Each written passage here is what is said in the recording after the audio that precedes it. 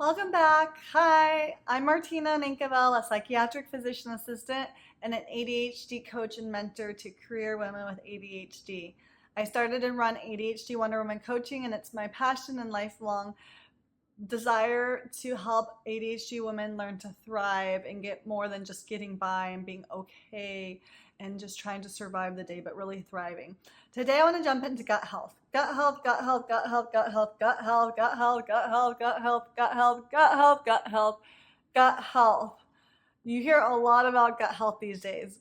Number one, what is gut health? Number two, does it affect the ADHD brain, and how and why, and what can we do about that? So, one, two, three. What is it? Does it affect the ADHD brain, and what we can do about it? Let's dive into that now. So ADHD is thought to be an imbalance in neurotransmitters in your body, mainly dopamine, some other ones too, but dopamine is usually the one that gets most of the press. But even though dopamine and neurotransmitters is a big part of the story and journey with ADHD, that's just only part of the story. The other part of the story, and what we're going to look in today, is gut health. What is gut health? Well, gut health is the GI tract and microorganisms that grow in it. So even though more research does need to be connected, there does show to be a tendency or a correlation between your gut health and your ADHD symptoms.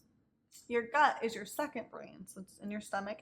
It's your second brain, and there is constant communication via the vagus nerve between your brain and your head and your brain and your stomach. So the healthier your gut health is, the healthier the communication is going to be, and the healthier it's going to tell your brain of how things are going in your body and helps your ADHD symptoms and your mental fog, etc. Anti-inflammatory foods are good for gut health.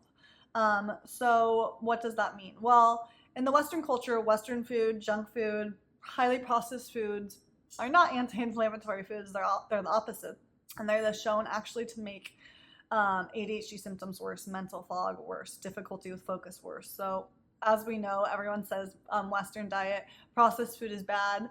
Well, that's another reason. It's the opposite of an anti-inflammatory diet. It is not helpful for the ADHD brain. Diets that are healthy for the ADHD brain are diets full of whole foods, fruits, vegetables, whole foods, whole grains versus processed grains, healthy options like fish and chicken and eggs, and the healthier options of those.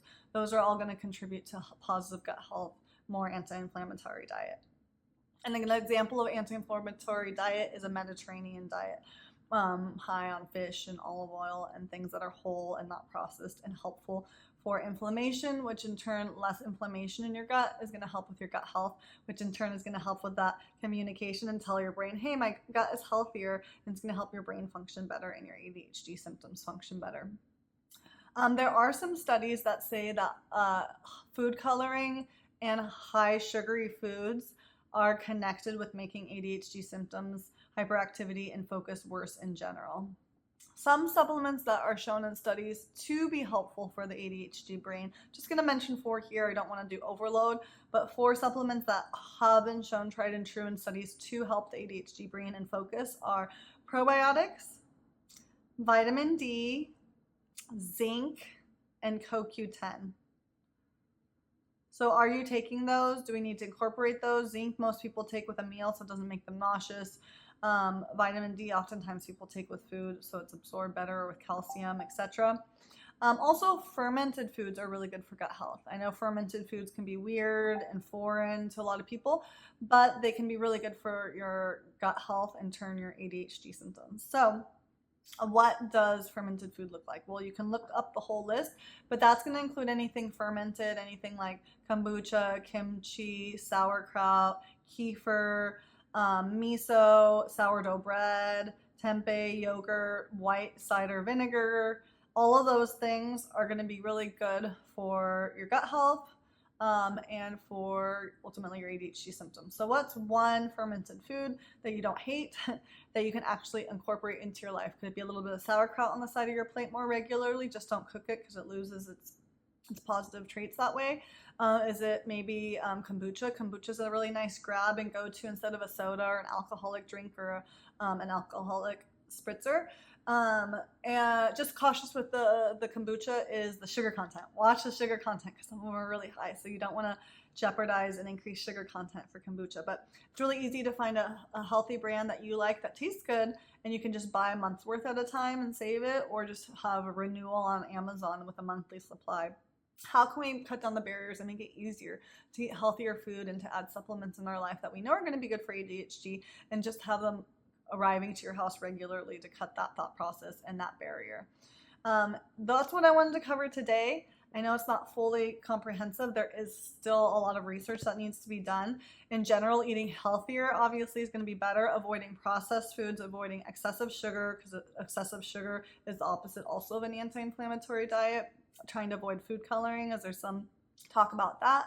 As well as working on an anti-inflammatory diet, a diet full of healthy foods, fruits, vegetables, whole foods, not processed foods, whole grains, whole forms of protein, and then working on fermented foods. I just reviewed a list of what that looks like.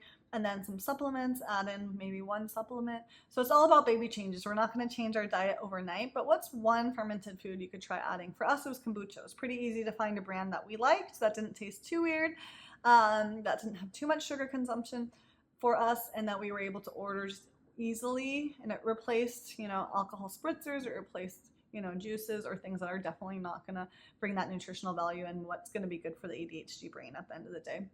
Pick something like that. Pick one supplement out of the 4 I mentioned, and then pick one anti-inflammatory or gut healthy food, or a few, and incorporate those baby steps. So hope this was exciting, insightful. There is a lot of talk around nutrition. There definitely is a connection between the nutrition and ADHD, but there definitely needs to be a lot more research done. So thanks, guys. See you another day. Bye.